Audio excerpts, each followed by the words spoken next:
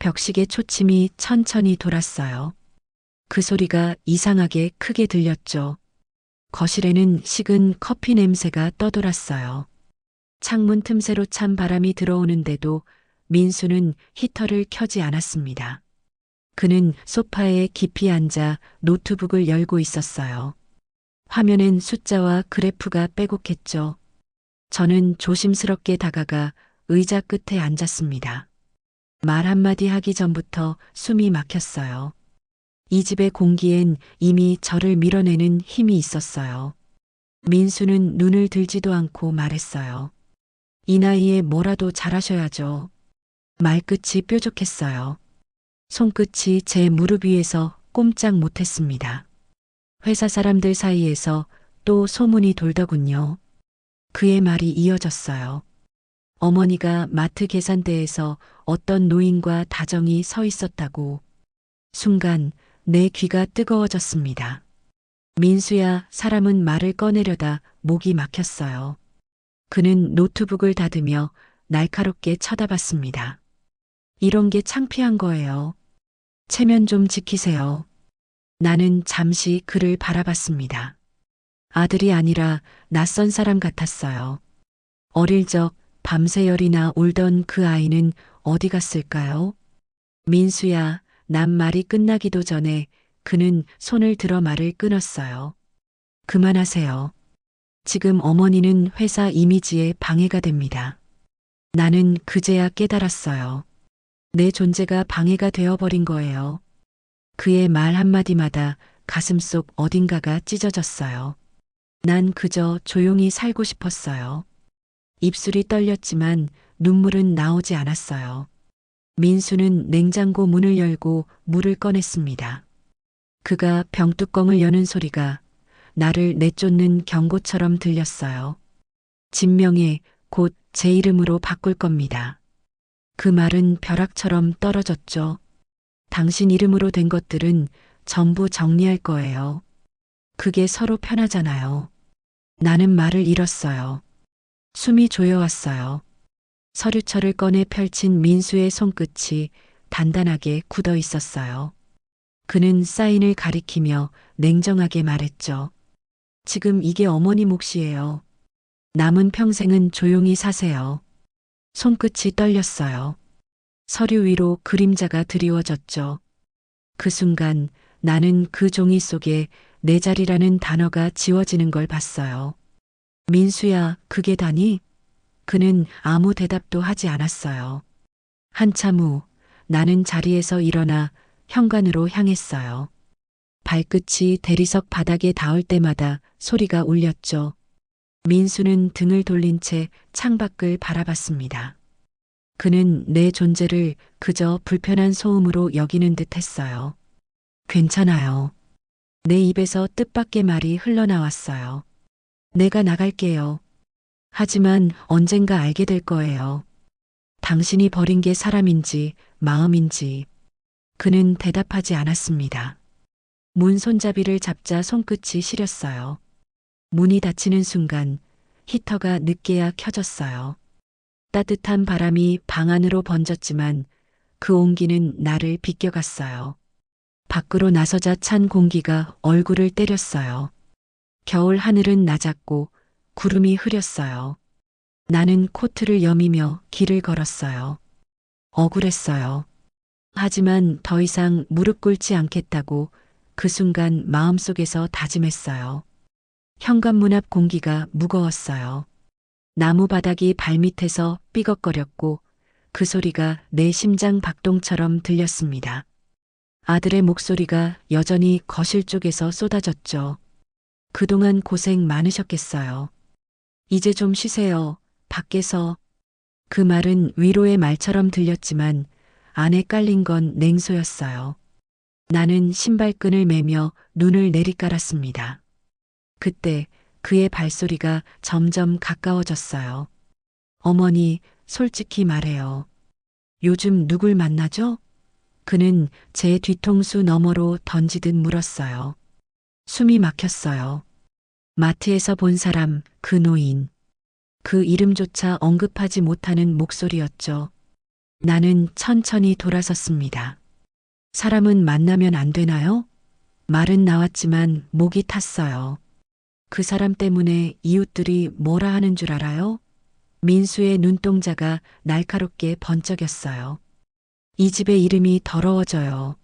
나는 그를 바라봤어요. 어린 시절 감기 기운에 내 품에서 잠들던 아이의 얼굴이 스쳐 지나갔죠. 민수야, 세상이 널 바꿔버렸구나. 속으로만 말했어요. 그는 내 말이 들린 듯 코웃음을 쳤습니다. 세상이 아니라 어머니가 바꾼 거죠. 다들 말하잖아요. 이상한 소문이 도는 집이라고. 나는 무릎을 굽히며 신발을 신었어요. 신발 끝이 떨렸습니다. 그 떨림이 내 자존심이 흔들리는 소리 같았어요. 민수는 현관 옆 벽장 문을 열었어요. 낡은 여행 가방이 꺼내졌죠. 먼지가 흩날렸어요. 이거 예전에 시골 갈 때 쓰시던 거죠? 거기서 사시면 돼요. 그의 손끝이 매정하게 가방 손잡이를 내밀었어요. 나는 그 손을 쳐다봤습니다. 한때 내 손을 꼭 잡던 그 손이 이제 내 삶을 내던지고 있었어요. 나는 가방을 받지 않았어요. 그만하자. 이제 내 말 다 들었으니까. 하지만 그는 멈추지 않았습니다. 어머니, 나는 지금 냉정한 겁니다. 가족이라고 해서 다 봐줄 수는 없어요. 그의 말에 숨이 막혔어요. 어머니는 늘 감정으로 사니까 이런 꼴이 나는 거예요. 그 말이 내 가슴을 찍었죠. 억울했어요. 나는 단 한 번도 그를 위해 마음을 아낀 적이 없었는데. 민수야, 넌 아직 세상을 몰라요. 그렇게 중얼거리자 그는 고개를 저었습니다. 그 말 어릴 때부터 귀에 못이 박히게 들었어요. 이제 지겹네요. 나는 코트를 여미며 서류 가방을 챙겼어요. 손이 떨렸지만 표정은 굳혔죠. 그가 내 어깨를 스치며 말했어요. 오늘 안으로 비우세요. 다음 주엔 중개인 올 겁니다. 그 말에 숨이 멎었어요. 나는 문 앞에서 잠시 멈췄습니다. 그때 집 안쪽에서 서류철이 떨어졌어요. 바닥에 흩어진 종이 위에 민수홀딩스라는 글씨가 눈에 들어왔어요. 뭔가 이상했어요. 하지만 지금은 그게 뭔지 묻는 힘조차 없었어요. 가방을 들고 문 밖으로 나섰죠. 바람이 얼굴을 때렸어요. 바람 속에 먼지, 냄새, 그리고 수치가 섞여 있었죠. 복도를 걸으며 나는 생각했어요. 사람이 늙는 건 세월 때문이 아니에요. 누군가의 말 한마디가 마음을 식히면 그때부터 늙는 거죠. 엘리베이터가 도착했어요. 안으로 들어서자 거울 속 제 얼굴이 낯설게 보였어요. 주름마다 억울함이 새겨져 있었죠. 나는 입꼬리를 억지로 올렸어요. 괜찮아요, 박화순. 아직 끝난 게 아니에요. 문이 닫히는 순간 아들의 목소리가 희미하게 들렸어요. 이젠 내 인생에 간섭하지 마요. 문이 닫히고 철문이 딸깍 소리를 냈습니다. 그 소리가 내 심장 속 마지막 끈을 끊는 것 같았어요. 하지만 그 순간 이상하게도 마음 한켠에서 아주 작은 불빛이 켜졌습니다. 그건 분노가 아니라 다시는 이렇게 살지 않겠다는 조용한 결심이었어요. 밖으로 나온 순간 바람이 싸늘하게 뺨을 갈랐어요. 숨을 들이쉴 때마다 겨울 공기가 목구멍을 찌르는 듯한 느낌이 듭니다. 밖으로 나온 순간 공기가 내 얼굴을 때렸어요. 차가운 바람이 눈물샘을 자극했죠. 하지만 울 수 없었어요. 눈물이란 건 아직 마음이 따뜻할 때 흘리는 거니까요. 나는 현관 앞에서 잠시 멈췄습니다. 창문 너머로 보이는 거실의 불빛이 희미하게 흔들렸어요. 그 안에서 아들이 서류를 정리하고 있었죠. 고개를 숙인 그의 모습이 낯설었습니다. 내가 낳은 아이가 아니라 세상이 키운 낯선 남자 같았어요. 나는 코트를 여며들고 계단을 내려왔어요. 계단 손잡이에 쌓인 먼지가 손끝에 묻었죠. 그래, 나가라면 나가야지. 스스로를 달래듯 생각했어요. 하지만 발걸음마다 억울함이 치밀었어요. 나는 그 아이를 위해 평생을 희생했어요. 밥을 굶어도 교복은 새 걸로 사줬고 병원비에 허덕이면서도 회식 자리엔 돈을 보탰죠. 그런데 지금 그 아이가 나를 내쫓는다니. 그게 사람 사는 세상인가요? 아파트 문을 나서자 경비실 창문에서 희미한 불빛이 비쳤어요. 경비 아저씨가 나를 보고 잠시 머뭇거렸습니다. 인사라도 건넬 줄 알았는데 그냥 신문을 뒤집었어요. 이제 나도 여기에선 남이구나. 그렇게 생각하니 가슴이 묘하게 비어왔습니다. 바람이 부는 방향으로 머리카락이 흩날렸어요. 나는 그것마저 매만지지 않았어요. 골목길로 들어서자 발밑에 눈이 사각거렸어요. 몇 걸음 옮기지도 못했는데 뒤에서 누군가의 목소리가 들렸습니다. 어머니, 순간 가슴이 철렁했어요. 민수인가 싶어 뒤돌아봤지만 아니었어요. 옆집에서 사는 젊은 부부 중 아내가 손을 흔들고 있었죠. 추운데 괜찮으세요? 그녀의 얼굴엔 걱정보다 호기심이 더 많았어요. 나는 억지로 웃었어요. 괜찮아요. 산책 나왔어요. 그 말이 내 귀에 들리는 순간 스스로도 민망했어요. 산책이라니 쫓겨나는 길에 무슨 산책이 있나요? 버스 정류장에 도착했을 땐 손끝이 얼어붙었어요. 잠시 뒤 버스가 도착했는데 차창 안에 앉은 사람들이 나를 힐끔거렸습니다. 코트에 먼지가 묻어 있었고 손에 쥔 낡은 가방이 초라했겠죠. 나는 창가 쪽 좌석에 앉아 창문에 비친 내 얼굴을 봤어요. 주름마다 후회가 새겨져 있었어요. 그래도 나는 잘 살았어요. 마음속으로 그렇게 되뇌었죠. 버스가 출발하자 도로 옆 가로수가 하나둘 스쳐갔습니다. 그때 주머니 안에 있던 휴대폰이 울렸어요. 화면에는 모르는 번호가 떠 있었죠. 잠시 망설이다가 전화를 받았습니다. 박화수님 맞으시죠?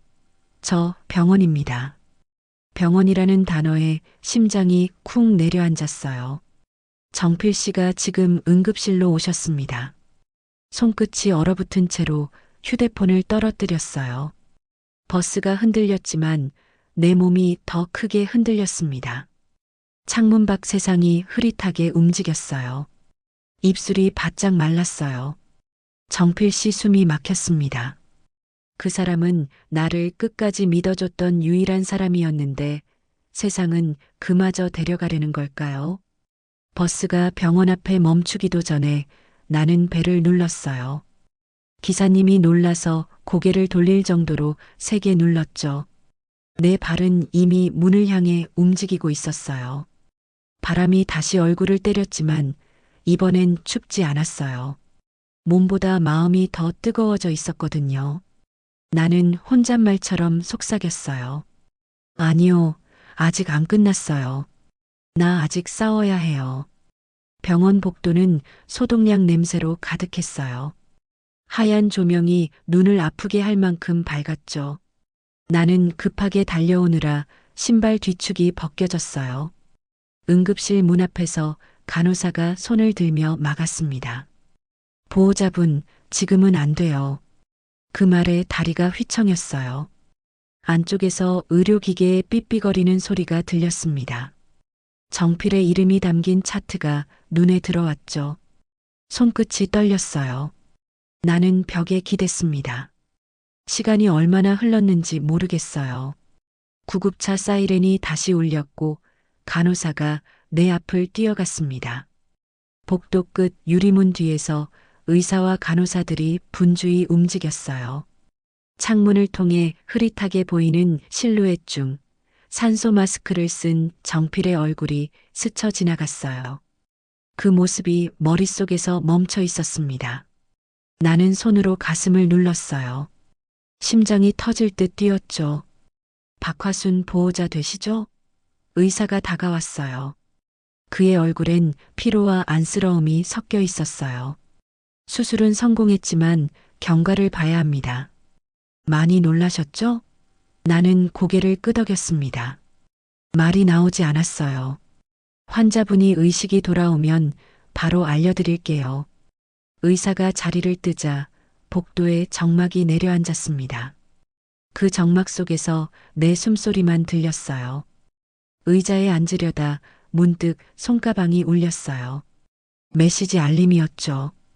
화면엔 민수 이름이 떴어요. 손끝이 굳었습니다. 엄마, 병원까지 가셨다면서요? 창피한 줄 아세요? 기자들이 본사 앞에서 어머니 사진 들고 묻습니다. 메시지는 짧았지만 그 한 줄이 칼처럼 날아왔어요. 손이 덜덜 떨렸습니다. 나는 휴대폰을 쥔 채 병실 유리창에 이마를 붙였어요. 안쪽의 불빛이 눈을 시리게 했어요. 저 아이는 왜 이렇게까지 차가워졌을까? 내가 키운 건 사람일까? 아니면 숫자와 체면에 묶인 그림자일까? 정필의 심박수 모니터가 꾸준히 울렸어요. 나는 그 소리에 맞춰 조용히 속삭였어요. 정필 씨, 우리 아이는 왜 이렇게 됐을까요? 내가 뭘 잘못한 걸까요? 간호사가 다가와 조용히 말했다. 환자분이 깨어나셨어요. 나는 벌떡 일어나 문을 밀었어요. 침대 옆에서 정필이 미약하게 눈을 떴어요. 얼굴이 창백했지만 눈빛은 또렷했어요. 화순 씨, 울지 마요. 그의 입술이 간신히 움직였어요. 나는 고개를 숙여 그의 손을 꼭 잡았어요. 이젠 아무것도 안 잃게 할게요. 그의 손이 내 손을 살짝 눌렀습니다. 그 약속 꼭 지켜요. 눈물이 볼을 타고 흘렀어요. 병실 창밖으로 햇살이 비쳤습니다. 겨울이 끝나가는 빛이었어요. 하지만 내 마음속엔 또 다른 폭풍이 밀려들고 있었어요. 그날 밤 나는 병실 창문을 열며 다짐했어요. 그래요. 이제부터는 아무에게도 밀리지 않겠어요. 며칠째 병원과 집을 오가며 지내던 어느 날 텔레비전 뉴스에서 익숙한 단어가 들렸어요. 민서테크, 외국계 자본 인수설에 휘말려. 내 귀가 얼어붙었죠. 화면 속엔 민수가 회의실을 나서는 모습이 비쳤습니다. 기자들이 몰려들었고 민수의 얼굴은 평소보다 더 굳어 있었어요. 그의 입에서 NOVA라는 이름이 흘러나왔습니다. 그 단어가 내 머릿속에서 계속 맴돌았어요. 낯선 이름 하지만 어딘가 익숙했어요. 그날 저녁 나는 집 근처 부동산에서 우연히 신문을 집어들었어요. 일면 기사엔 커다란 제목이 있었죠. NOVA 민서테크 지분 12% 확보. 경영권 분쟁 조짐. 글자를 읽는 동안 손끝이 저려왔어요. 민수가 나를 밀어내던 그날 테이블 위에 흩어졌던 서류들이 떠올랐어요. 민수홀딩스 재단 그 도장이 찍혀 있던 입양 서류. 그리고 NOVA라는 이름. 이상하게도 두 가지가 하나로 연결되는 느낌이 들었어요. 병실에서 회복 중이던 정필이 TV를 보고 있었습니다. 그는 내게 시선을 옮겼어요. 저게 내 아들 회사 아니오? 나는 대답 대신 고개만 끄덕였죠. 화면에 민수의 표정이 클로즈업 됐어요. 차갑고 경직된 얼굴, 하지만 그 뒤엔 두려움이 보였어요. 정필은 희미하게 웃었습니다. 세상은 참 공평한 법이요. 언젠간 돌아오게 돼 있거든. 그 말이 내 가슴에 박혔어요. 며칠 뒤 우편함에 흰 봉투 하나가 들어 있었어요. 발신자는 없었어요. 안에는 얇은 종이 한 장이 들어 있었죠. 그 아이는 살아 있습니다. 짧은 문장이었어요. 손이 덜덜 떨렸어요. 글씨체가 낯설지 않았어요. 삐뚤빼뚤한 획, 글자 사이 간격까지 그건 내 글씨였어요. 심장이 세게 뛰었어요. 머리가 멍해졌죠. 정필에게 봉투를 보여주려다 잠시 멈췄어요. 이건 그가 아니라 나 혼자 알아야 할 진실처럼 느껴졌어요. 봉투 아래엔 해외 주소가 적혀 있었어요. 싱가포르, NOVA 에셋 매너지먼트. 그제야 이해가 되었어요. NOVA가 그냥 회사 이름이 아니란 걸. 나는 창가로 다가가 유리창에 비친 내 얼굴을 봤어요. 오래된 주름 사이로 묘한 기운이 흘렀어요. 살아있대요. 내 입에서 속삭임이 새어나왔어요. 정필이 고개를 돌렸죠. 뭐가 말이오? 나는 고개를 저으며 미소를 지었습니다. 그냥 세상은 참 묘하네요. 그날 밤 나는 봉투를 베개 밑에 숨겼어요. 그리고 불을 끄며 혼잣말했어요. 그래요, 살아있다면 다시 만나야죠. 언젠가는. 심장은 다시 뛰기 시작했어요. 이번엔 두려움이 아니라 오래된 희망의 박동이었어요. 며칠 뒤 TV 뉴스 자막이 또 한 번 민수의 이름을 띄웠어요. 민서테크, 외국계 자본 NOVA의 경영권 위협받아. 기자의 말투엔 흥분이 섞여 있었죠. 나는 손에 들고 있던 컵을 내려놓았어요. 커피가 식어 있었어요. 정필은 신문을 접으며 조용히 중얼거렸어요. 이젠 때가 온 것 같소. 그 말이 이상하게 귓가에 맴돌았어요. 다음 날 민수는 회사 주주총회에 참석했습니다. 회의장 앞에서 기자들이 플래시를 터뜨렸어요. 차 문이 열리자 그의 얼굴엔 긴장과 초조함이 엉켜 있었죠. 의사봉 소리가 울렸고 회의장은 숨소리조차 무겁게 들렸어요. 스크린에는 NOVA 보유 지분 21% 돌파라는 글씨가 떠올랐어요. 나는 TV 화면을 응시했어요. 그 이름이 점점 더 선명해지고 있었죠. 화면 속 한 남자가 단상에 올라섰어요. 낯선 외국계 펀드의 대표라 소개됐지만 그의 통역 뒤에 앉은 젊은 한국 남자의 얼굴이 눈에 들어왔어요. 단정한 정장, 묘하게 익숙한 눈빛. 그 눈이 화면 너머로 나를 똑바로 보고 있는 듯 했어요. 설명할 수 없는 느낌이 가슴을 스쳤어요. 회의장은 소란스러웠습니다. 적대적 인수 아닙니까?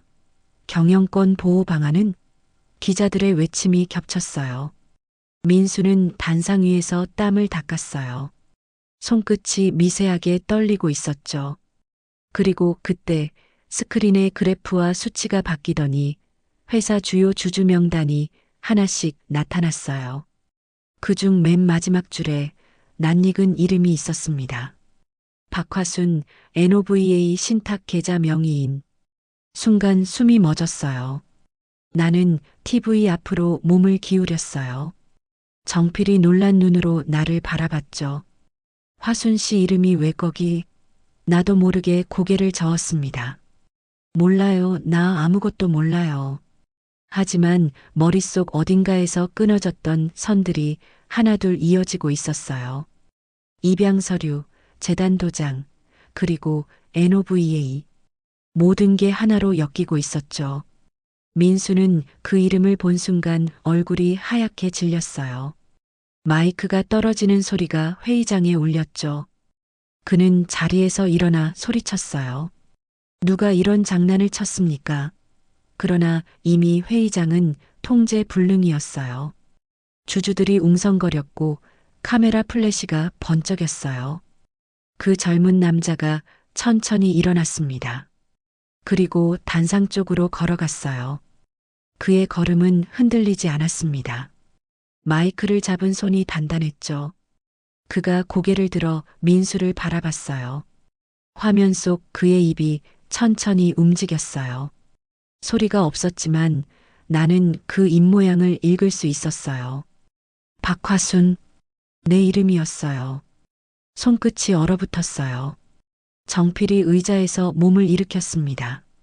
화순 씨, 혹시 나는 그의 말을 끊었어요. 그래요. 그 아이예요. 목이 메어 나왔어요. 나는 스스로에게도 믿기지 않았어요. 세상이 원을 그리며 돌아온 순간이었어요. 그날은 이상하게 공기가 무겁게 느껴졌어요. 회의장 안을 가득 메운 사람들의 숨소리가 화면 너머로도 들릴 만큼 팽팽했죠. 나는 TV 앞 의자에 앉아 손끝을 꼬며 화면을 바라봤어요. 사회자가 민서테크 임시 주주총회를 시작하겠습니다. 라고 선언했어요. 긴장된 정적이 흘렀죠. 민수는 단상 위에 서서 서류를 뒤적였어요. 입술이 바짝 말라 있었어요. 기자들의 카메라 플래시가 번쩍였고 주주들의 속삭임이 물결처럼 퍼졌습니다. 그때 뒷좌석에서 한 남자가 일어섰어요. 회색 정장을 입은 젊은 남자였죠. 그가 마이크를 잡으며 영어로 자신을 소개했어요. 저는 NOVA의 실무대표 윤서입니다. 그 이름이 들리는 순간 내 심장이 멎었어요. 윤서, 그 낯설고도 오래된 이름. 민수의 눈이 크게 흔들렸어요. 대표님, 무슨 말씀이십니까? 지금 이 자리에서 하지만 윤서는 그를 똑바로 바라보며 말을 이었습니다. 이제 숨길 게 없습니다. 그의 목소리는 낮았지만 단단했어요. 조명이 그에게 집중되자 회의장은 웅성거리기 시작했어요. 윤서는 노트북을 열어 화면을 공유했죠. 스크린에는 오래된 문서의 스캔 이미지가 떠올랐어요. 입양동이서, 보호자 박화순. 순간 회의장이 얼어붙었어요. 윤서의 손이 미세하게 떨렸지만 눈빛은 확고했어요. 이 서류를 도장 찍은 사람은 이 회사의 창립자 민수 씨였습니다. 어머니를 내쫓고 제 생명을 팔았던 그날의 증거입니다. 민수가 벌떡 일어섰어요. 거짓말이야. 그건 조작이야. 목소리가 갈라졌습니다. 하지만 스크린 위 영상엔 도장의 일련 번호와 재단의 계좌 내역이 선명하게 떠 있었죠. 윤서의 말이 이어졌어요. 당신은 저를 버렸지만 세상은 절 버리지 않았습니다. 오늘 그 빚을 갚으러 왔습니다. 카메라 셔터 소리가 폭발적으로 터졌어요. 기자들이 친자 관계 확인된 겁니까? 를 외쳤어요. 나는 TV 앞에서 입을 막았어요. 손이 떨렸어요. 정필이 옆에서 조용히 중얼거렸어요. 저 아이가 우리 아이였구나. 눈물이 흘렀지만 나는 화면에서 눈을 뗄 수 없었어요. 윤서가 마지막으로 말했다. 이 회사의 모든 주식은 이미 박화순 명의로 이전되었습니다. 그 순간 회의장이 뒤집혔어요. 민수는 충격에 말을 잃었어요. 얼굴이 하얗게 질렸죠. 윤서는 천천히 단상에서 내려와 민수 앞에 섰어요. 그는 고개를 숙이지 않았어요. 단 한마디만 남겼죠. 당신이 버린 피가 당신 회사를 삼켰습니다. 나는 울지 않았어요. 오히려 마음속 깊은 곳에서 낯선 평온이 피어올랐습니다. 오랜 억울함과 분노가 천천히 녹아내렸어요. 정필이 내 손을 잡으며 속삭였어요. 당신이 이겼소, 화순 씨. 나는 고개를 저었어요.